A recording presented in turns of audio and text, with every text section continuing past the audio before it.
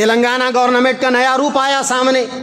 وہ ہمارا chief minister 2 دن پہلے یہ بول دیا تھا کہ کانگریس ہے تو مسلمان ہے. اور بیوقوف کو یہی نہیں معلوم کہ مسلمان ہے تو تیری کانگریس ہے.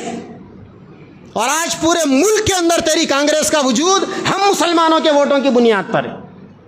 اگر مسلمان تجھے اٹھا کر پٹکنے پر آ جائے، چیلنج ہے عبد المعید شامزی کا، کل الیکشن رکھا کے دیکھ دے، پھر پرسوں تیرا خواب بن جائے گی تیری یہ سی ایم شپ کی سیٹ.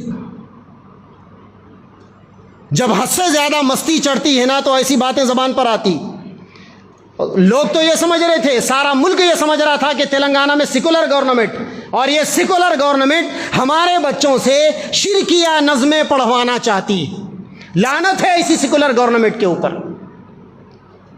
اسی لیے گورنمنٹیں اپنا کام کرتے رہے گی، حکومتیں اپنے قانون بناتے رہے گی، اور ایسے اگلی نسلوں میں بھی قانون آئیں گے.